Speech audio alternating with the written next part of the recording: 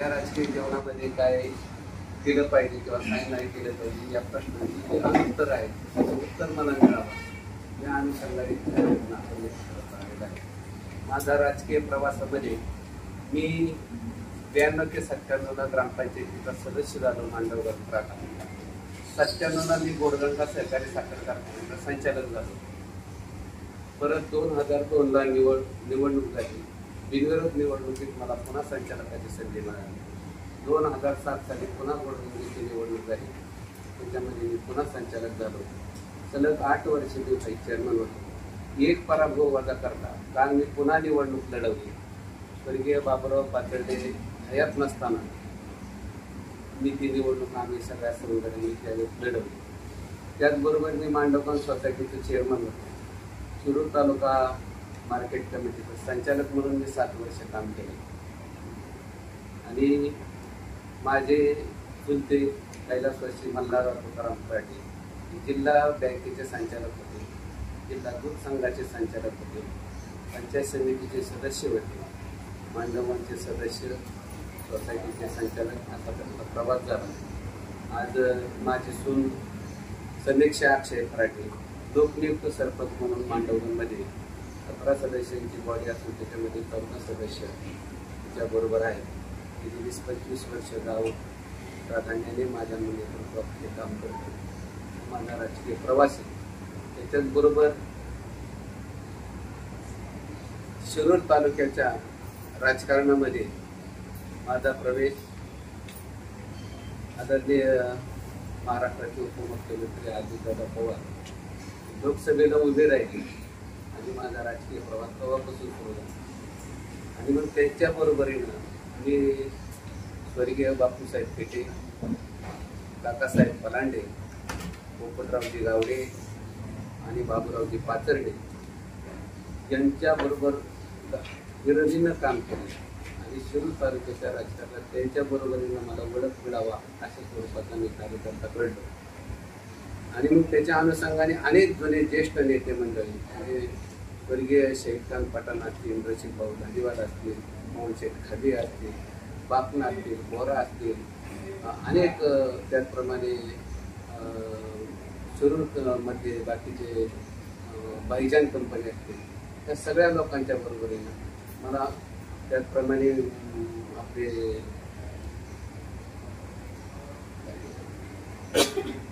परदेशी असू द्या, त्याचप्रमाणे त्यांचे दुसरे बंधू त्यांच्याबरोबरीनं असंख्य असे आनंदराम आचार्यांपासून डमधरेंपासून या सगळ्या लोकांच्या प्रक्रियेत मी काम केलं. आमदार घडवण्यामध्ये माझा सगळ्यात सिंहाचा वाटा, कुठलाही मोबदला न मागता मी त्यांच्या बरोबरीने काम केलं.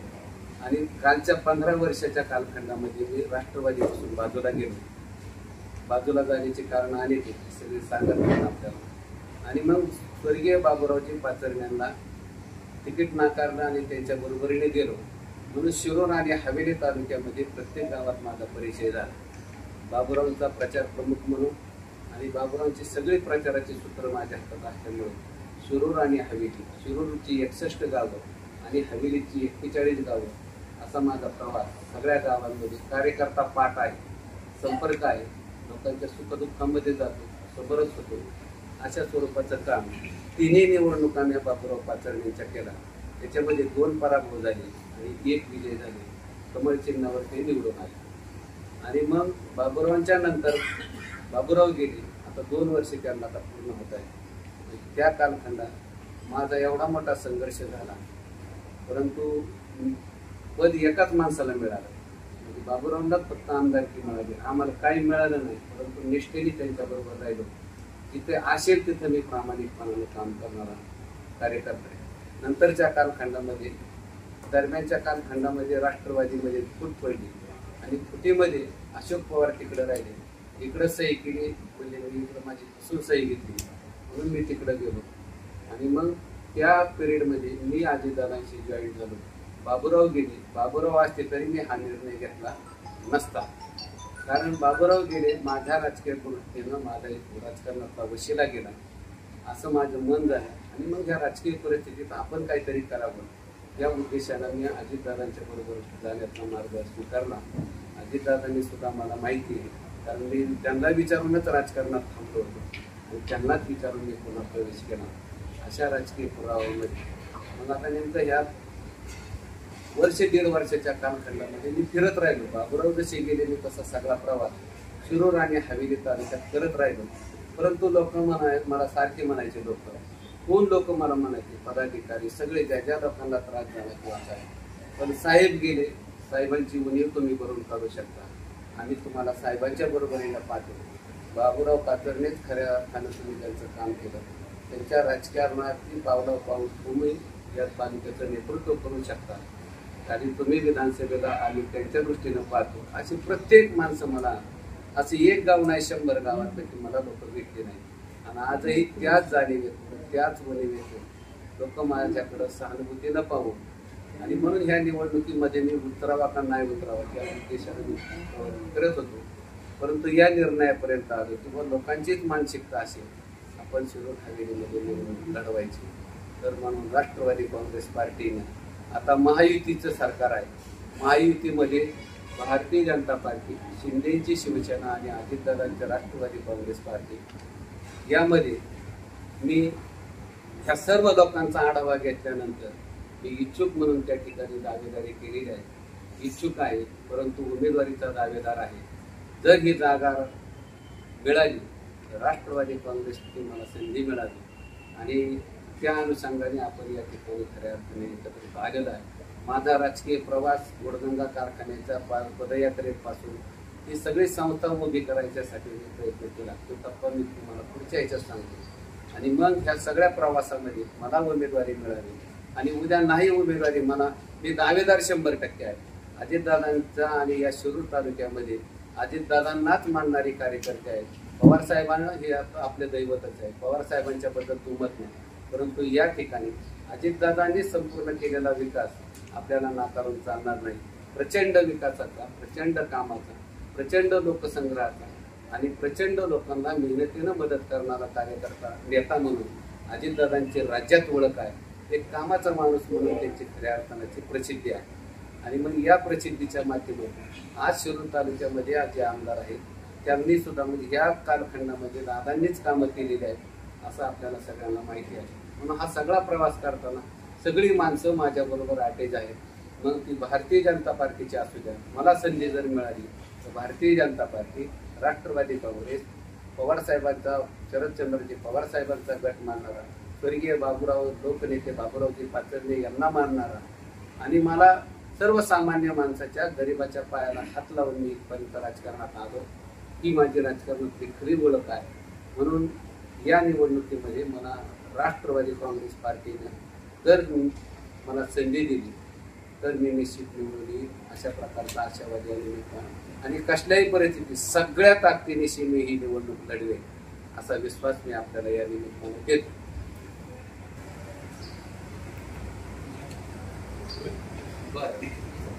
लढवण्याचे माझं सगळ्यात महत्वाचं कारण गोडगंगा सहकारी साखर कारखाना जो आज अडचणीत आहे तो चालू झाला पाहिजे हे माझं पहिल्यांदा प्राधान्य आहे.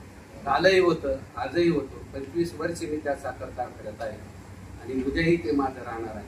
परंतु राहिलेल्या शिरूर तालुक्यामध्ये अनेक रस्त्यांची कामं राहिलेली आहेत. स्वर्गीय बाबूरावजी पाचरणे हे सुद्धा कार्यसम्राटच आमदार होते. त्यांची एवढी कामं आजही कोणी केलेली नाही. मग आपला वाघोलीचा ट्रॅफिकचा प्रश्न असू द्या, सोलापूर रोडचा ट्रॅफिकचा प्रश्न असू द्या, अनेक ठिकाणी उड्डाणपूल नाही, चाचकामांचं पाणी, बोरचं पाणी आणि खडक वासल्याचं पाणी, या पाण्याचं सुद्धा नियोजन होऊ शकत नाही. कारण पाणी असून लोकांना पाणी मागण्याची पाळीच आली नाही पाहिजे. त्याच्यासाठी धोरणात्मक निर्णय घेण्याची ही नितांत गरज झालेली आहे. शासकीय योजनांचा पाठपुरावा करत असताना शासकीय योजना लोकांच्यापर्यंत पोहोचल्याच नाही. म्हणून त्याच्यासाठी लोकप्रतिनिधी म्हणून जनजागृती करणं किती गरज आहे. पैसे सरकारचेच आहे, सरकारच पैसे देणार आहे. परंतु आपण जर जनजागृती केली तर त्या लोकांना निश्चित लाभापासून जे लोक वंचित राहतात त्यांना सुद्धा खऱ्या अर्थाने त्याच्या निमित्तानं आपल्याला लाभ देता येईल नाही. ही भूमिका या निमित्तानं खऱ्या अर्थानं करायची. अनेक विकास कामांचे आपल्यापासून बाकीच्या ठिकाणचे बायपास झाले. पंचतारांकित MIDC आपण म्हणतो नुसते आपल्यात MIDC झाली, परंतु आपल्या किती लोकांना काम आहे. भंगार जमा करणं म्हणजे आपलं काम नाही. तिथं काम आपल्याला लागली पाहिजे. शिकलेली पोरं, सुशिक्षित मुलं राहिलेली आहे. प्रत्येकाचा ट्रेड झालेला आहे. तरी सुद्धा त्याला त्या ठिकाणी नोकरी मिळत नाही. नोकरीसाठी कोणीच अट्टहास धरत नाही. मला काम मिळालं पाहिजे ना, मला 2 पैसे मिळाले पाहिजे, ही राजकारत्याची भूमिका नसली पाहिजे. मला लोकांसाठी ही इंडस्ट्री निर्माण केलेली आहे. माझी शिकलेली मुलं त्याच्यात लागलेली पाहिजे. जो ज्याचा ट्रेड झाला त्याच्याप्रमाणे त्याला नोकरी मिळावा, अशा प्रकारची त्याला नोकरी मिळाली पाहिजे. आज सगळीच मुलं वंचितवाणी फिरतात, म्हणजे काहीच नाही, त्यांना पुढं काय दिसतंय, सगळा प्रवास त्याचा अंधारातून चालू आहे. असं तुम्ही सांगा, शिरूरन हवेलीतली माणसं एवढी मोठी MIDC असून सुद्धा शाश्वत त्याला नोकरी कोणी द्यायना, ही परिस्थिती, परंतु कोणी बोलत नाही त्याच्यावर. म्हणून हे प्रश्न सुद्धा मूलभूत प्रश्न म्हणजे हा सुद्धा जगायचं साधन म्हणजे नोकरी असून सुद्धा आपली जागा भरली जात नाही. त्याला कोणीतरी सांगितलं पाहिजे. हा याही उद्देशानं आपण त्या ठिकाणी आपण मुलांना नोकरी देण्याचा प्रश्न कायमस्वरूपी मिटवला पाहिजे. पाण्याचं आवर्तन असू द्या, आवर्तनामध्ये सुद्धा दिरंगाई करणं म्हणजेच लोकांची पिकं जळणं आहे. आणि मग आपण प्लॅनिंग करत नाही. इतके वर्ष आपण काम करतो, त्याच्यामध्ये जर तुम्हाला कोणत्या टायमाला पिकं दिली पाहिजे ना आवर्तनामध्ये, नुसतं आपण राजकारणात सांगून चालणार नाही.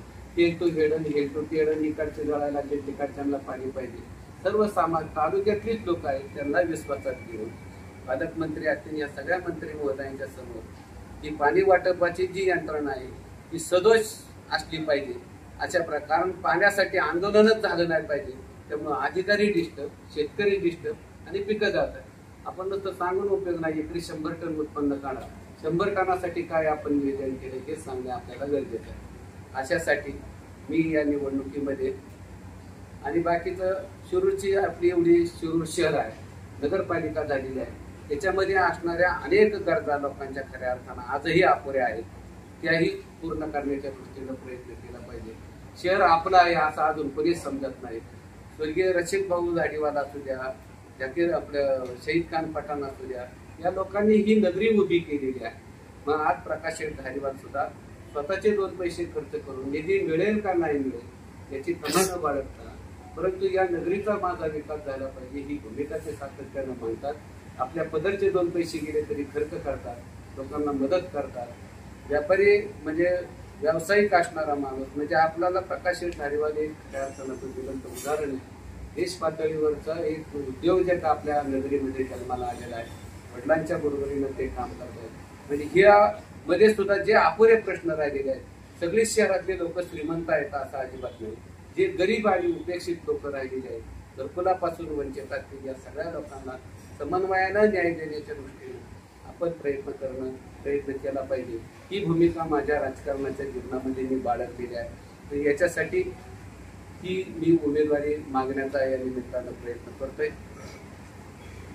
त्याचबरोबर ग्रामीण भागातल्या आपल्याला सगळ्यांना माहिती आहे, म्हणजे शासन काय करू शकतं. शाळा असू द्या, कॉलेज असू द्या, व्यायामशाळा असू द्या, सभामंडप असू द्या, छोटे छोटे रस्ते असू द्या, बांधबंदिस्ते असू द्या, आपल्याला रस्त्यांपासून तर गावातल्या अनेक लोकांना थोडीशी मदत व्हावी या दृष्टीने कोणी प्लॅनिंग केलेलं नाही. ते प्लॅनिंग असावा. ज्या गावात सगळ्या सुविधा झाल्या तर कोणत्या सुविधांना प्राधान्य देणं गरजेचं आहे, त्याला अगोदर प्राधान्य दिलं पाहिजे. कार्यकर्ता सांगतो हे अत्यंत महत्वाचं, पण गावाला जर ही गोष्ट अडचणीत वाटत असेल तर ती गोष्ट प्राधान्याने करणं ही काळाची गरज आहे. कल्प माझ्या डोक्यामध्ये खऱ्या अर्थानं आहे. याच्यासाठी मी राष्ट्रवादी काँग्रेस पार्टीकडे उमेदवारी मागितलेली आहे. आणि मला जरी उमेदवारी नाही दिली तरी महायुतीला उमेदवारी देईल, त्याच्या बरोबरीनं मी काम करण्याचा निर्णय घेतलेला आहे. परंतु माझी दावेदारी, मी 35-40 वर्षाचा, माझा 37 वर्षाचा राजकीय प्रवास आहे. या प्रवासात असंख्य लोक मी मिळवली, लोक कमवली, लोक जपून ठेवली. पत्रकारांनी सुद्धा माझ्यासारख्या कार्यकर्त्याला खऱ्या अर्थानं नाव मिळवून दिलं. दादा पाटील ही ओळख मला पत्रकारांनी केलेली आहे. म्हणून मी खऱ्या अर्थानं तालुक्यात सगळ्यांच्या दृष्टीनं मी लोकांच्या सुखदुःखामध्ये जातो. आणि मनोजी पाचकर्णे यांचं खऱ्या अर्थानं राहिलेलं स्वप्न साकार करण्यासाठी मी या विधानसभेच्या निवडणुकीमध्ये आहे. सर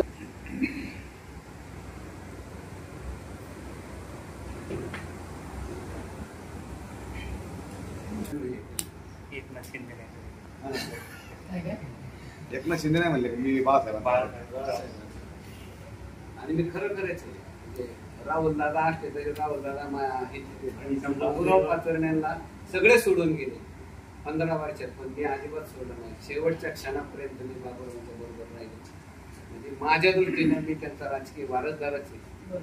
एवढी प्रबळ वाद असताना समजा ही जागा भाजपकडे गेली समजा, तर मग तुम्ही स्वतः तरी निवडणूक लढवणार का मग युतीचा प्रकार? नाही, महायुतीने जो उमेदवार देईल त्याच्यात मी उमेदवारीच राष्ट्रवादी काँग्रेसकडे मागितलेली असल्यामुळे ती जागा राष्ट्रवादीला आली तर हा विषय राष्ट्रवादीला मिळवा. माझा प्रवास पाहता आणि सर्वेत बी येऊ द्या. मी सर्वेत आलं तरच मला संधी द्या, मला सर्वेत नाही आलं तर मला संधी नसते तरी चालेल. प्रचाराचे मुद्दे काय आहेत आता मुद्दे सांगितले हे झाले, परंतु संविधानिक कोणते मुद्दे तरी आणखी संविधानिक कोणते मुद्दे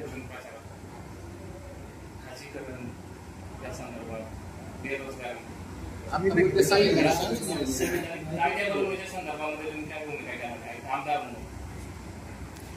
आता राजेश त्याप्रमाणे किंवा कामगारांना MIDC बरोबरच आपल्याला इथे कायदाच झाला पाहिजे की त्याला आमच्या तालुक्यातली जे लोक आहेत त्यांना कामावर घेतलं पाहिजे. किंवा आपल्या इकडं जे जसा वाटप केलं जातं निधीचं त्याच्याप्रमाणे सुद्धा आता सांगितलं जातं नुसतं पाण्याचं, पण ज्यांनी फॉर्म भरलाय ज्यांनी पैसे भरले त्याला पाणीच मिळालं पाहिजे. हल्ली काय होते, पाणी भरतोय फॉर्म पण पाणी मिळत नाही. अशा अनेक गोष्टी की त्याच्यामध्ये सरकारी लाभ मिळायचे. आजच्या सरकारच्या यंत्रणा आहे त्याच्यात जे आज पैसे मागितले त्याच्या 2 पैशाची ही सुद्धा आता कुठंतरी थांबतो नाही. कायदा सगळ्याला कळतं पण देणाऱ्याला वाटतं मला यात पडा नको म्हणून त्याचं काहीतरी असं बी नाही झालं पाहिजे. आता विशेष म्हणजे त्याचं जे खापर आहे किंवा त्याचा जो प्रमुख अजितदादांच्या भूमिकेमुळे ते म्हणजे राज्य शासन कर्ज आम्ही देत नाही त्याच्यामुळे तो बंद आहे असं टीका केली जाते, त्याच्यावर काय म्हणतो? गोडगंगा सहकारी साखर कारखान्याचा जे आज कर्ज मिळत नाही, अजितदादा मला कर्ज देत नाही, हा राजकीय आरोप आहे. गोडगंगा सहकारी साखर कारखाना हा कच्च्या मालापासून पक्का माल तयार करणारी एक संस्था आहे. जर अशोक बापू 25 वर्षे त्या साखर कारखान्याची त्यांच्याकडे सत्ता आहे, त्यांचा मुलगा आज चेअरमन आहे. प्रस्तावच आपला जर वेळेत सादर झाला नाही तो आज कमिशनर ऑफिस पर्यंतच पडला. कशाचा प्रश्न? कर्ज मागणीचा प्रस्ताव जो NCDC ला आपल्याला कर्ज मागणीचा प्रस्ताव केलाय तो साखर आयुक्त कार्यालयामध्ये आला. त्याच्या असणाऱ्या त्रुटी पुन्हा साखर कारखान्याला कळवले की या त्रुटी तुमच्या राहिलेल्या आहेत, त्या त्रुटी तुम्ही दुरुस्त करून द्या. वेळेत त्या नीत्या दुरुस्त करून द्यायची गरज होती. त्यांचं असं म्हणणं होतं की आमची पात्रता 157 कोटी रुपये कर्ज घेण्याची होती, तर आम्ही 105 कोटीचं कर्ज मागणी केली.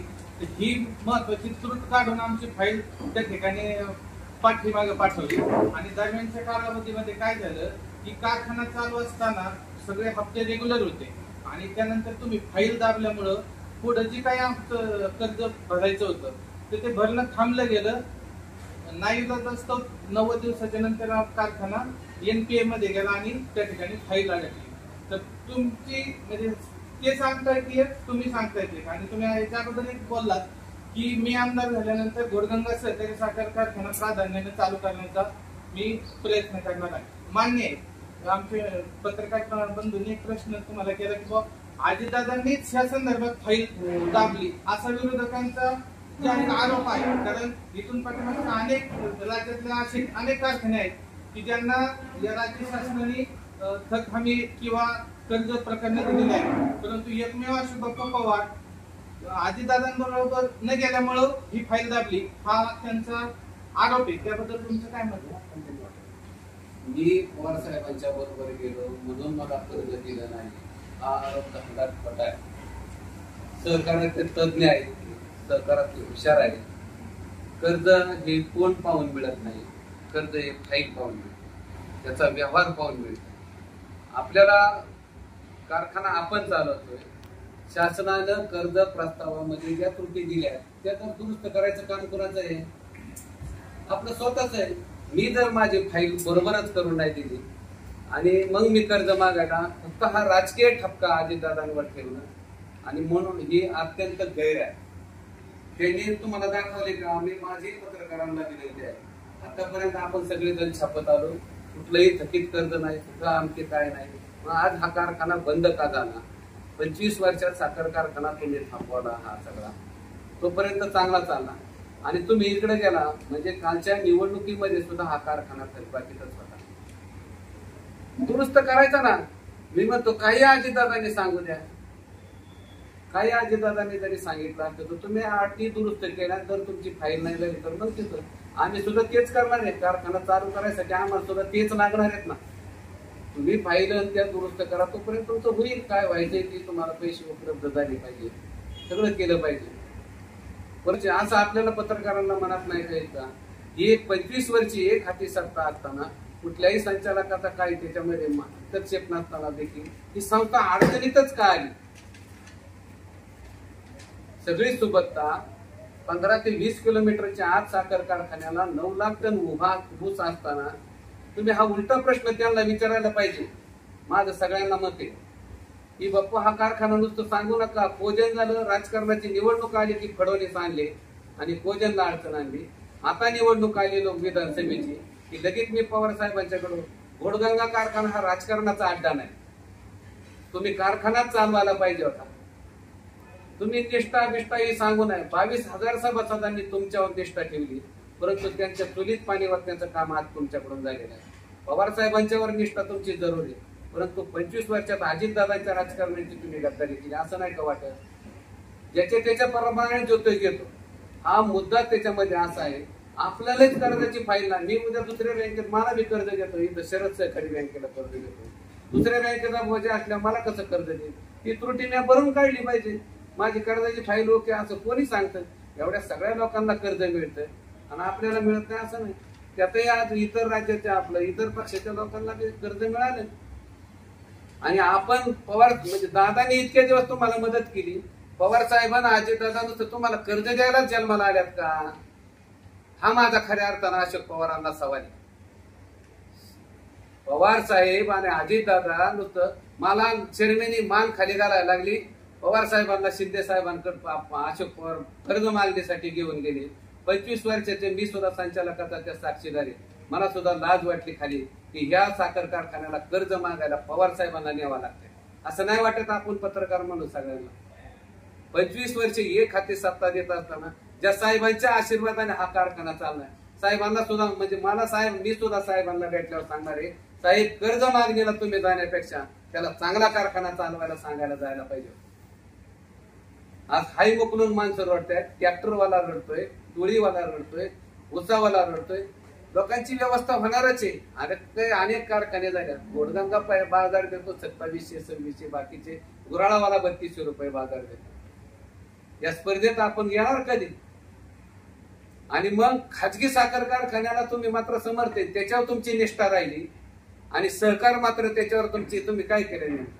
सहकाराची गद्दारी आहे तुमची आणि खाजगीवर तुमची निष्ठा आहे. असं वाटत नाही का आपल्याला? खाजगी साखर कारखान्यावर तुमची निष्ठा आणि घोडगंगा सहकारी साखर कारखान्यावर तुमची गद्दारी. कोणी चालवायचा हा साखर कारखाना? आता अजितदादा बाजूने गेले म्हणजे नुसतं एकाच बाजूने अजितदादा कर्ज दे. अजितदादा नुसते कर्ज मिळवणारी व्यवस्था नाही. कारखाना तुम्हाला चालवायचा, प्रपंच मला, माझा प्रपंच मला करायचा आहे. तुम्ही एवढ्या सगळ्या निवडणुका चालल्या, तुमचे पैसे घालवले पुढं. 2014 ची निवडणूक झाली की पैसे गेले. 2019 ची निवडणूक साखर कारखाना घोडगंगेने वापरलेली व्यवस्था आहे, लक्षात ठेवा. आणि आपण जर बोललो ना, मी दादा पाटील फराटे जाऊ द्या, माझा विषय ना, मी राजकारणातला माझा अखंड प्रवास झालाय, परंतु कुणीच बोलणार नाही. मी सोडून कुणीच बोलत नाही हे व्यवस्थेवर. तुम्ही सगळ्यांनी बोलावं ही माझी तळमळ आहे त्याच्यामागची. मला राजकारणात काही मिळेल नाही मिळेल, परंतु आपण कुठंतरी ह्या गोष्टींचा विचार करायचा. बरोबर आहे का? तुम्हीच त्यांना उलटे प्रश्न विचारले पाहिजे. बापू तुम्ही सांगत होता कुठल्याच प्रकारचं कर्जाची थकबाकी नाही, मग हा कारखाना अडचणीत कसा आला? 31 मार्चला कारखाना नफ्यात होता, कालच्या 31 मार्चला जर तोट्यात गेला कसा? तुम्हाला एवढा ऊस असून ते नुसतेच म्हणतात कोजन उशिरा झालं, कोजनला 5 रुपयाचा माझा करार झाला. बरोबर आहे का नाही? नेहमीच आहे त्यांचं. कोजनचा करार उशिरा झाला, 4 रुपये 99 पैशांनी सरकारने आमचा करार केला, बाकी त्यांचा 6 रुपयांनी केला. पण 4 रुपये 99 पैसे करार करणारे सुद्धा साखर कारखाने 13 आहेत. त्या लोकांनी इफिशियन्सी पेक्षा जास्त कारखाने चालवले, त्यांना सुद्धा नफा झालाच. म्हणजे त्यांना ऊस द्यावा ही लोकांची मानसिकता आहे. तुम्हाला गणितच व्हायना, त्याच्यामुळे तुमचं भोजनच चला ना, तुमच्यावर विश्वास राहिला नाही लोकांचा. तुम्ही पैसे देता का नाही देता. 4 रुपये 99 पैशांनी सुद्धा वीज परवडते. कोण म्हणतं परवडत नाही, परंतु गणितच तुम्हाला 3 लाख 2.5 लाख 4.5 लाख 5 लाख त्याच्या पुढे तुमचा तंबू सरकारा पुढे लोकांचा विश्वास. आज उद्या तुम्हाला कर्ज मिळालं असं गृहीत धरा. कर्ज मिळालं, तुमच्यावर विश्वास आहे का लोक तुम्हाला ऊस देतील. आम्ही सांगतोय लोकांना ऊस द्या. तुमचा खाजगी कारखाना तुम्ही सांगू शकत नाही लोकांना ऊस द्या म्हणून. आम्ही सहकाराला ऊस घालतो, सहकारच जपतोय. चालवायला पाहिजे ना त्यांनी. स्वर्गीय रावसाहेब दादांनी ही संस्था कशासाठी उभी केली. राज्यातला एकमेव आमदार असा आहे की ज्यानं त्याच्या वडिलांनी या तालुक्यात सहकारी साखर कारखाना उभा केला, त्याच्याच मुलाने याच तालुक्यात खाजगी साखर कारखाना उभा केला आणि तो चांगला जोरात चालतो. हा मात्र गळीत हंगाम बंद राहतो. ही शोकांतिका नाही का. त्यांचे प्रश्नांची उत्तरं त्यांनी शोधायची. आम्ही प्रश्नांची उत्तरं द्यायचीच गरज नाही. काय कारण आहे आम्हाला. पत्रकारांनी सुद्धा सगळं त्यांनाच विचारलं पाहिजे. बापू चूक आहे. मी म्हणतो शासनाने फाईल अडवली, सरकारने एक आम्हाला कर्ज देत नाही, आम्हाला वाढीत टाकलंय, आमच्यावर अन्याय झाला. घोडगंगा सहकारी साखर कारखान्याच्या 22,000 सभासदांपैकी 6,000 सभासद मयत आहेत. मयत आहेत सभासद, त्यांचं वारस करायला पाहिजे का नाही. मग तुम्ही सत्ता वापरली का नाही. त्यांना नाही करायचं सभासद, यांचा नाही वारस करून नाही तुम्ही वापरलीच की संस्था. कामगारांच्या वर कर्ज तुम्ही अनाठाईपणाने कर्ज काढले, तुम्ही वापरले. बेशल डोस कोणालाच कर्ज न देता फक्त बँकेला सांगितलं आम्हाला बेशल डोस पाहिजे आणि शेतकऱ्यांना खतं वाटायची. कुणाला खतं वाटल्यात का. तुम्ही वापरलीच ना संस्था. कामगारांचा पगार आता हा कर्जाचा विषय आहे का. 16 कामगार मयत झाले, प्रत्येकाला 1 दिवसाचा ती पगार कापून देतात. 92 लाख रुपये त्या कामगारांनी कापून दिले. किती. 92 लाख रुपये कापून दिले. कापून दिलेले पैसे त्यांना दिले पाहिजे का नाही. मयत झालेल्या कामगाराला दिले पाहिजे. ती काही कर्ज यायचं मग द्यायचे का त्याला पैसे. तुम्ही त्याचे पैसे वापरले, त्याला दिले पाहिजे. 92 लाख रुपये 16 कामगार मेले, त्यांची 5-5, 6-6 वर्ष श्राद्ध झाले तरी त्या बिचाऱ्यांना पैसे मिळत नाही. कोणी करायचंय कोणीच बोलायचं नाही. प्रत्येकाने दडपशाही, दादागिरी, कोण बोलतोय माझ्या विरोधात, कोण आवाज उठवतोय, अशा धमक्या मारून जर हा तालुका चालणार नाही. या तालुक्याची परंपरा स्वर्गीय बाबूराव दौंडकरांच्या पासून एक शिरूरचा सालकरी हा माणूस झाला. अशी असंख्य लोक पार बाबूराव दौंडकर असू द्या, काका पलांडे असू द्या, पोपटराव गावडे असू द्या, बापूसाहेब ठिके असू द्या, ही सगळ्या जुन्या नेते मंडळींनी हा तालुका सांभाळला. संभाजीराव भुजबळ असू द्या, याच्यामध्ये ह्या सगळ्या लोकांनी तालुका बांधला. एक विचारसरणीची ठेवण होती. गेल्या 10 वर्षाच्या राजकारणात तालुक्यात माणसात माणूस राहिला नाही. कुणी कुणाबद्दल बोलायचं नाही, कुणी कुणाला काय सांगायचं नाही. विकासाचं बोलला किंवा एखादा सल्ला सांगला तर तो माझ्या विरोधात आहे, माझ्याबद्दल राजकारण करतो. या भूमिकेने हा तालुका चाललेला आहे. या तालुक्याला कुठंतरी एक अस्तित्व निर्माण करण्याची भविष्य काळामधली गरज आहे. ते संस्था, ते 2 साखर कारखाने खाजगी काढले, आमचं दुमत नाही. काढा तुम्ही अजून एक आहे, अजून दुसरा चालू द्या बापू, त्याच्याबद्दल आमचं दुमत नाही. परंतु घोडगंगा चालवायला पाहिजे हे मात्र तुमच्याकडे आम्ही आवर्जून सांगणार. खाजगी कारण तुम्ही हुशार आहे, खाजगी चालू शकता, परंतु हा बंद पडून नव्हता द्यायला पाहिजे. ही आमची खऱ्या अर्थानाची भूमिका आहे. त्याच्या मागे कामगारांचं आंदोलन झालं, 18 महिन्याचं पगार नाही, दिले पाहिजे त्यांना. परंतु त्यांना बसून चर्चा झाली, त्यांचं मिटले. अजितदादांनी त्याची मध्यस्थी केली. अजितदादांनी या साखर कारखान्याला सगळे साखर कारखान्याच्या आतापर्यंत करण्याची मदत कोणी केली. अजितदादांनी. इतके वर्ष 25 वर्ष माणसं प्लॅन्ट उभा करण्यापासून ही सारखी येतात, बॉयलर पदी पण येतात, आमच्याला येतात. पवार साहेबांना त्यांनी आणलं का नाही. महत्वाचा मुद्दा सांगतो, फसवतात किती लोकांना. पवार साहेबांना आणलं कोजनचे उद्घाटनाला, 500 रुपये मी टाणाला इथून पुढे जादा देणार, त्यांना बोलायला. डिस्टरीला आणलं 150 रुपये जादा देणार आणि इथेनॉलला आणलं की 100 रुपये जादा देणार. गणित झालं, पैसे वाढले का. इतरांपेक्षा आपण मागत सरत राहिलो. हा बंद पडायला का. मग तो तरी चालायला पाहिजे का. ते बी बंद पडायला पाहिजे. एकाच ठिकाणी दोन्ही सत्ता. आमचं म्हणणं ती तो जसा घरच्यावानी चालवता हे सुद्धा तुमचा घरचाच. परंतु तसा प्रकारचा चाला दादांनी या तालुक्यात आता हा 25 वर्षाचा विकास केलाय, मग हा तुम्हीच केलाय का? ते एकदा त्यांनी जाहीर केलं पाहिजे. शिरूर तालुका आणि हवेली तालुक्यातला झालेला विकास हा माझ्याचमुळे झालाय, याच्याशी दादांचा काहीच संबंध नाही. असं होतं का? मला कुठेतरी पाठबळ त्यांनी दिलेलं आहे, पण एका क्षणात तुम्ही बदलायला लागला. बरं, सही इथं केली आणि नंतर 2 दिवसांनी सांगितलं मला तिकडे जायचं. माझी फसून सही घेतली, असं असतं का लोकप्रतिनिधी? मी इकडं माझी फसून सही घेतली, ती काय ग्रामपंचायत सदस्य का काय आहे त्याच्यात? बरं, तुम्ही दादांबरोबर राहिले, नंतर इकडे गेले, जाण्यात दुमत नाही अजिबात मानायला. काय अडचणीच आहे त्याला? म्हणून एका बाजूला माझी फसून सही घेतली म्हणायचं, आणि ज्या माणसाने ज्या अजितदादांनी तुम्हाला 25 वर्ष राजकारणात आमदार करण्यापासून असंख्य लोकांना पराभूत करण्याचं काम दादांनी केलं. आमच्यासारखी माणसं राजकारणातून बाजूला गेली. पंचायत समिती, जिल्हा परिषद, मार्केट कमिटी, खरेदी विक्री संघ, ह्या जिल्हा दूध संघ, जिल्हा बँका, ह्या सगळ्या निवडणुका अजितदादांनाच मानणारे सगळे कार्यकर्ते असल्यामुळं आमचा सगळ्यांचा जो पराभव होत राहायचा. दादांनाच मानणारे आजही कार्यकर्ते शिरूर आणि हवेली तालुक्यात मध्ये आजही आहे. उद्या सुद्धा दादांच्याच विचाराचा माणूस या ठिकाणी निवडून येईल अशी मला या निमित्तानं खात्री आहे. दादा, तुम्ही म्हणालात की गोडगंगा साखर कारखान्याच्या निवडणुकीच्या पूर्वी किंवा त्या पिरियड मध्ये गोडगंगा सहकारी साखर कारखाना अडचणीत होता. मग तुम्ही तालुक्यातल्या बऱ्याच सगळ्यात जवळपास विरोधकांनी बापूंच्या विरोधात मोठ बांधली. मग तुम्ही कुठेतरी ह्या 22,000 सभासदांना सांगण्यात अयशस्वी झालात का? बरोबर, आपला एकच संचालक म्हणजे तुम्हीच निवडून आलात. याच्या मागे आम्ही एकटाच निवडून आलो. स्वर्गीय बाबुरावजी पाचर्डे यांनी एवढा आजारी असताना देखील हा लढा वायाला जाऊ नये म्हणून आमच्या बरोबरीनं गोडगंगेला त्यांनी फॉर्म भरला होता. आणि मला ते म्हणायचे, माझ्या बरोबर तुम्ही राजकारणात आला, परंतु मी तुम्हाला काही देऊ शकलो नाही, शल्य मला आहे. परंतु मी म्हणलं, साहेब काही असू द्या, मला मिळेल नाही मिळेल माझ्या ह्याच्यात. त्यावेळेस त्यांना आम्ही हा प्रचार करत असताना बाबुरावजींच्या अनुपस्थितीमध्ये असंख्य नेते मंडळी अशोक पवारांच्या राजकीय दबावामुळे गोडगंगेवर बोलायची कोणाची हिंमत नाही. पलीकडची गावं राष्ट्रवादीची असल्यामुळं वळसे पाटलांनी 3 दिवस मुक्काम केला आणि इकडं अजितदादांनी सांगता सभा घेतली. तिथंच आमचा निकाल बदलला. मताला त्यांनी वाटलेले 5,000 रुपये, 7,000, 10,000 रुपये मताला वाटले. आम्ही मात्र आजही त्याच विश्वासावर आहे. मताला नाही, पण उसाला 3,000 रुपये बाजारभाव देणार. कोणत्या आधारावर देणार हे आम्हाला म्हणायचे, परंतु त्याच सीझनला सगळ्या लोकांनी 3132 रुपयाचा बाजार काढला. आम्ही त्यातला अभ्यास केलेलाच होता, परंतु तुम्हाला द्यायचाच नव्हता. आणि ही कोणी आणि आमच्यावर विश्वास बसायला लोकांचा वेळ गेला.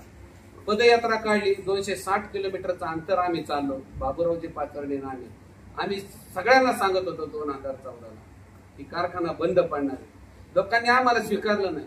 एकतर आमच्याजवळ पैसे नाही किंवा आमच्यावर विश्वास नाही, परंतु ते राजकारण करतायत त्यांच्यावरच 100% विश्वास आहे असं त्यांना वाटलं. म्हणून त्यांनी आपण त्यांना मदत करत राहिले. आज सांगितलेला तो शब्द आम्ही ज्यावेळेस सांगितला तो आज खरा ठरला. लोक दर सीझनला म्हणायचे नाही चालू होईल, असं दादा पाटील सारखंच म्हणतात राव, पण दरवर्षी चालू होते. पण गेल्या वर्षीपासून म्हणायला लागले दादा पाटील म्हणत होते ते खरं झालं, हा कारखाना बंद झाला. बंद पडला ही घोषणा गोष्ट नाही माझ्या दृष्टीने, कारण मी त्या संस्थेत काम केलं म्हणून ही चाललं पाहिजे संस्था. परंतु त्याला ते चालावं ही दुकानदारी त्यांच्या डोक्यात राहिली नाही, कारण त्यांचं खाजगी दुकान झालेलं आहे. माझा स्पष्ट आरोप आहे, तुमचं लक्षच नाही त्याच्यावर.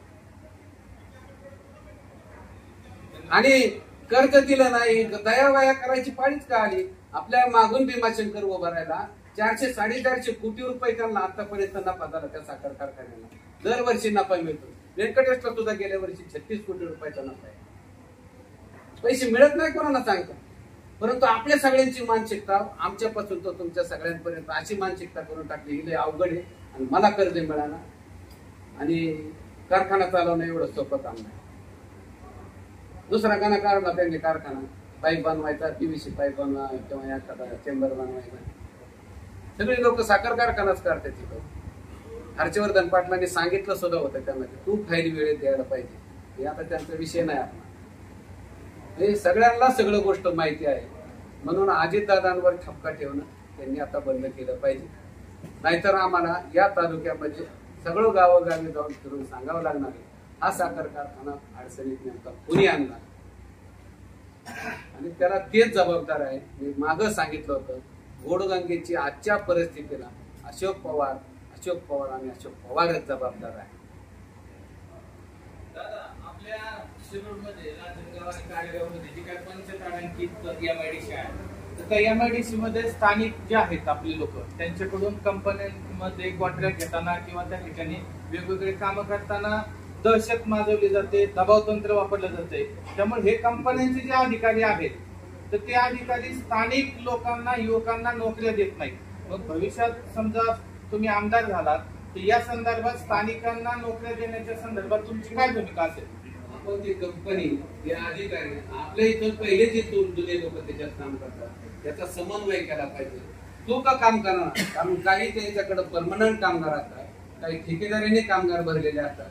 त्याच्या ठेकेदारीने घेतलेला कामगार किती दिवसांनी त्याला पूर्ण पदावर कामावर घेतलं जातं, त्याचा समन्वय केला. कारण काही जागा रिक्त ठेवायच्या, ठेकेदाराला सांगितलं 25 जागा रिकाम्यात राहत्या, पण माणसांसंग आपण जर व्यवस्थित जर राईट केलं चांगलं, तर ती सुद्धा सांगा 25 जागा भरायच्या, तर त्या अनुषंगाने आपण त्या भरू शकतो. कारण कंपनी लगेच कोणाला सोडते असं अजिबात नाही, पण तू कुशल कामगारांना त्यांच्याकडे प्राधान्य असतं, एवढं मात्र आपण ठरवलं पाहिजे. पण त्याच्यावर प्राधान्याने नाही जमलं तर सरकारला सांगून इथं जागा असताना सुद्धा ही कंपनी जागा भरत नाही, त्याला भरायला लावलं पाहिजे. यासाठी आम्ही दावेदारी केली, तर पक्षाध्यक्ष अजितदादांची या संदर्भात काही चर्चा झाली, भेटलंय का पुढची? दादांच्याकडं मी 198 शिरूर विधानसभासाठी मी दावेदारी केली किंवा दादांना म्हटलं किंवा मी शिरूर हवेली विधानसभेसाठी इच्छुक आहे. तर ते म्हणजे ठीक आहे, 3 पक्ष एकत्र येतील, सर्वे होईल, त्याच्यामध्ये काय एकत्र बसून जागा कोणाला जाईल काय जाईल हा निर्णय होईल आणि त्याच्याप्रमाणे ठरलं जाईल. तुम्ही काय दौरा वगैरे कार्यकर्त्यांची? मग मी कार्यकर्त्यांच्या भेटी घेतो सगळ्यांना. आज म्हणजे किती दिवस झाले मी कार्यकर्त्यांचा जवळजवळ माझा दौरा उरकत आला. प्रत्यक्ष कार्यकर्ता माझा संपर्कच आहे, लोक पाठ आहेत. कारण पुस्तक पाठ असलं तर कोणता प्रश्न आला तरी माणसाला उत्तर येतं, परंतु शिरूर हवेलीची लोकच माझी पाठ आहे, त्याच्यामुळे मला काय अडचण त्याच्यामध्ये येत नाही. आणि प्रत्येकाचं मन नक्कीच आहे की बाबूरावजी पाचरण्यानंतर तर तुम्ही या तालुक्यात सर्व लोकांना सांभाळून घेऊन काम करू शकता आणि आम्हाला न्याय देता, हा विश्वास मला आहे. म्हणून याच्यामध्ये तुम्ही कसल्या परिस्थितीत उमेदवारी मिळवा, आम्ही सगळ्या ताकदीनिशी तुमच्या मागे उभं राहू. असं सगळ्या शिरूर आणि हवेली लोकांना वाटतं माझं हवेलीत आणि शिरूर मध्ये काय आहे. कारखान्याच्या निवडणुकीला आपण शिरूरच्या 61 गावांच पाहिलं. आमचा पॅनलच मुळात वळसे पाटलांच्या त्या 40 गावातून झालेला आहे. त्यामध्ये असणाऱ्या 1400 मतांपैकी आम्हाला फक्त 1100 मतं पडली, मला त्यातली फक्त 600 मतं पडली आणि 650 मतांनी आमचा पॅनल पाहिलेला आहे. 1 रुपयाने वाटतं आम्ही लोकांपर्यंतच भेटलो नाही तरी आम्हाला लोकांनी मतं दिली. तसं आता बाबूराव पाचरण्यांच्या 3 निवडणुकांमध्ये माझा झालेला प्रवास लोकांच्या पर्यंत पाठ आहे. आणि ह्या माणसाला बरेच वर्षे काय नाही मिळालं, सगळे जणांनी त्याचा सारखा पराभव करून यांना काहीतरी मिळालं पाहिजे ही एक भावना माझ्याबद्दल आहे. सहानुभूती जरी असली तरी मी सगळ्या ताकदीनिशी उतरणारी, एवढं मात्र मला संधी मिळाली तर. दादांनी काही शब्द दिलाय? शब्दाचा आज कोणाला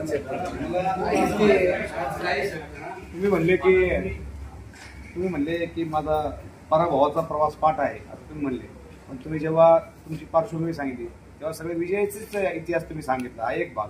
दुसरी गोष्ट तुम्ही दादांचं म्हणले की दादांवर ठपका ठेवणं चुकीचं आहे वगैरे वगैरे, पण तुमचा जेव्हा राष्ट्रवादीत प्रवेश झाला, मांडवगण फराट्याला मेळावा झाला मोठा, तेव्हा दादा त्या सभेत अजितदादा म्हटले की हा कारखाना चालू करण्यात कुणी मायका लाल आला तरी चालू होऊ शकत नाही माझ्याशिवाय, असं म्हटले. त्याचा अर्थ काय? हे म्हटले का दादा? असं म्हणले का? त्याचा अर्थ काय? म्हणजे मी आल्याशिवाय होणार नाही. म्हणजे मग तुम्ही त्याच्या मागे जे आवाड्या फायदे तयार केल्यात मी सांगतो दाबाने तुम्ही त्याची दुरुस्ती करता, तुम्ही चांगला चालवता, त्याच्या मागे ते उद्देश आहे. तुम्हाला माझ्याकडे या, मी कर्ज उपलब्ध करून देतो.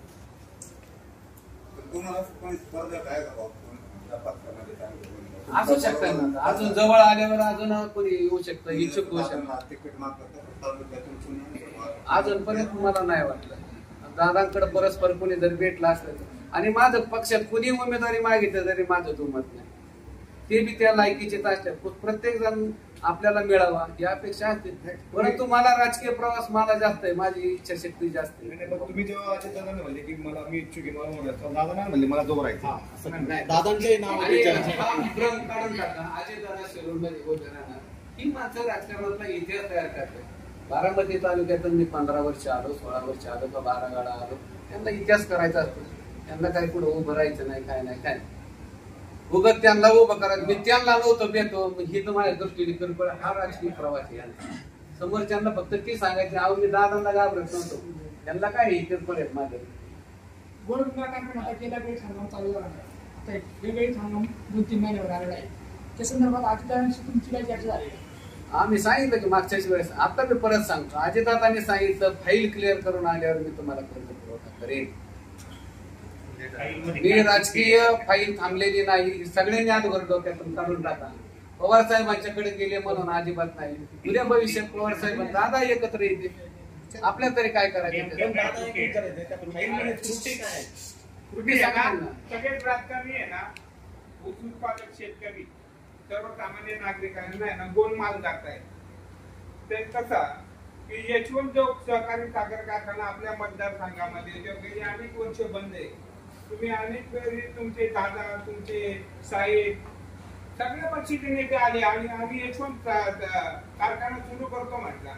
एकदा बंद झालेला कारखाना 2 किंवा 3 वर्ष जर बंद राहिला तर त्या कारखान्याचं खत होतं आणि तो कारखाना परत चालू करण्यासाठी पहिले तरी 100-50 कोटी लागत होते, पण आता कमीत कमी 600-700 कोटी रुपये लागतील.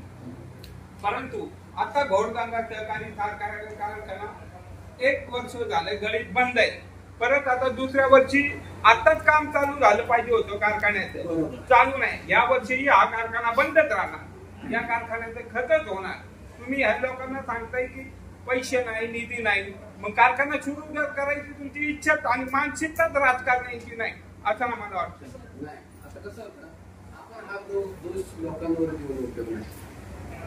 हा प्रश्न त्यांचाच आहे की बाबा एवढे मी मगाशी सांगितलं होतं की बाबा हा प्रश्न त्यांना विचारण्याची गरज आहे. आपण अडचणीतच आलोच कशाने याचं आम्हाला काय उत्तर अजून मिळालेलं नाही. आणि मग कर्ज मिळत नाही आम्हाला कर्जाची फायदा तुम्हाला दाखवले तरी चालेल. मी एकटाच संचालक कोणत्या त्रुटी आल्या म्हणून आम्ही त्रुटी तर असणारच का फाईल तशी नाकारली जात नाही कोणाची.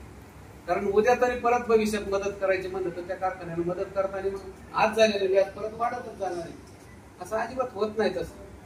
नाही पण तुम्ही म्हटले की त्या फाईल मध्ये त्रुटी आहे त्यामुळे ती फाईल थांबली. पाहिजे ते सांगतात म्हणून मी सांगतो. ते म्हणतात की आमच्याकडे त्रुटी आहे आणि आम्ही त्या सॉल्व्ह केल्या नाही. कमिशनर ऑफिस मध्येच आपली फाईल आहे. तुम्ही कमिशनर ऑफिसला विचारू शकता नेमकं यश घोडगंगेला कर्ज मिळायला काय अडचण आहे. साखर आहे. दादा पाटील खरं तर आता लोकसभा आता होऊन गेली. त्यातलं आपण उदाहरण पाहिलंय की लोकसभेचे आता विद्यमान खासदार आहेत आपले त्यांची उमेदवारी खूप आधी जाहीर केली होती. बीजेपी किंवा बाकी तुमच्या पक्षाने उमेदवारी जाहीर केली नव्हती. तसंच आपलं शिरूर विधानसभेचं झालं आता की समोरचा उमेदवार शरद पवार साहेबांनी 1 महिन्याभरापूर्वीच डिक्लेअर केलेला आहे. अजूनही या ठिकाणी तुमच्याकडून कोणत्याच पक्षाकडून उमेदवार डिक्लेअर नाही. शिवाय आता प्रत्येक पक्षाचा उमेदवार आता या ठिकाणी येतो इच्छुक आहे. शेकडो म्हटलं तरी हरकत नाही दररोज शिरूरला येतात, शहरामध्ये चक्रा मारतात आणि उमेदवारी आम्हीच उमेदवार आहेत अशा पद्धतीने तिथं प्रचार चालू आहे. आता तुमची उमेदवारी डिक्लेअर झाल्याशिवाय नेमकं तुम्ही कशा प्रकारे प्रचार करता? कसं होतं आता सगळ्या प्रत्येक जण म्हणू शकतो मी म्हणेन किंवा मी इच्छुक झाले उमेदवार आहे मला सांगितलंय असं करत नाही. ज्यावेळेस प्रत्यक्षात त्याची कार्यवाही 3 पक्ष एकत्र महायुती झाली की 3 पक्ष एकत्र येतील आणि या वेळेस मात्र सगळ्यात अगोदर उमेदवाऱ्या सगळ्या जाहीर होतील आणि नंतर सामोरं जाणं गेलं. कोणत्याही पक्षाला भाजपला सुटली जागा तर भाजपचा उमेदवार जाहीर होतो. ज्या ज्या पक्षांचे उमेदवार महायुतीतले जे उमेदवार होते ठरले गेले ते जाहीर होते. आणि भाजप असू द्या नाही तर कुणी अजून दुसरे राष्ट्रवादी तर कोणी इच्छुक असले फिरले तरी अजिबात दुमत नाही की आमच्याच संघटनेचं सगळेजण काम करतात आम्ही सगळेजण एक राहून काम करू.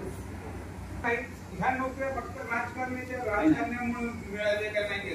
तरुणांमध्ये तुम्हाला राजकीय अनुभव तुम्ही प्रत्येक पक्षाच्या कार्यरत जे काही पदाधिकारी सगळ्यांसोबत चांगले संबंध ते संबंध असताना देखील तुम्ही बाबूराव पाचरण्यांचं नाव घेऊन सांगताय तर नेहमी लोक मला त्या स्थानी पाहतात किंवा त्यांच्यानंतर वारसदार म्हणून आता आम्ही भाऊनी विचारलं.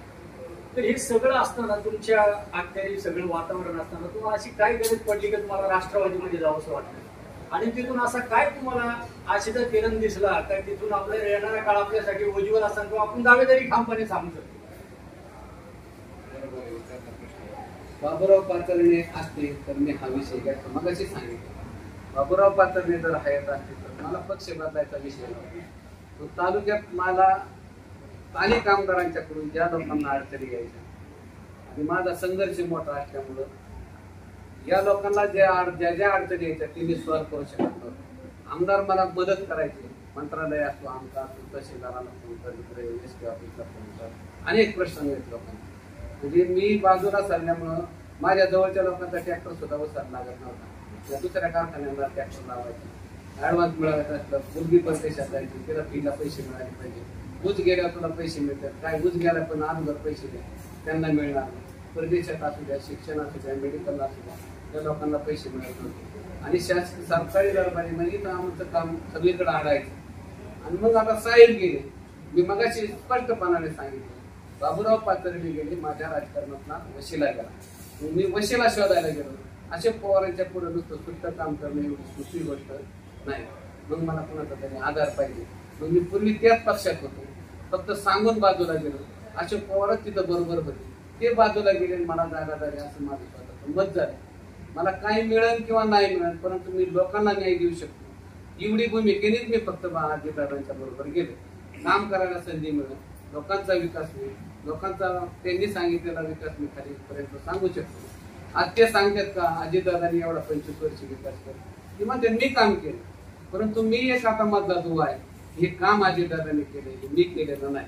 म्हणून मी अजितदादांपाशी काय मिळेल असं अपेक्षेने गेलो नाही.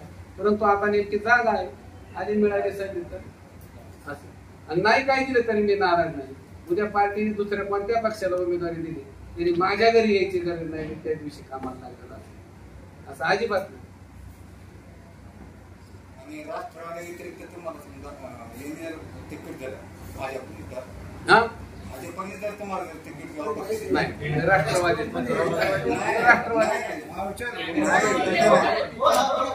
माझ्या दृष्टीने अजितदादा सांगतील नाही. तुमचं ऐका ना, माझा प्रश्न त्यांचं म्हणणं असं आहे थोडक्यात की भाजपला ही जागा सुटली तर उद्या भाजपकडून तुम्ही तिकीट घेणार का? नाही, ते म्हणजे तिकीट दिलं तर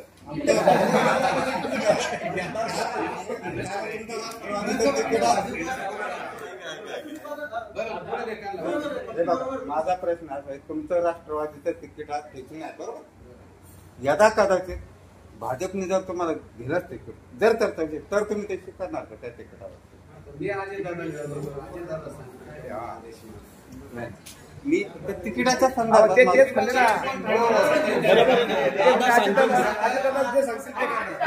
युती त्यांची ते काय म्हणतात पाटलांना आम्ही तुम्हाला सरांच्या घरी प्रश्न विचारला होता, तोच प्रश्न तुम्हाला. जर समजा तुम्हाला भाजपमध्ये तिकीट देत असतील तर एका वर्षात परत पक्षांतर होत नाही ना? तेच आढळरावांना ते धोकादायक. शिवसेने एकनाथ शिंदेच्या शिवसेनेत असताना एका वर्षात राष्ट्रवादीमध्ये जाऊन तिकीट घेतली.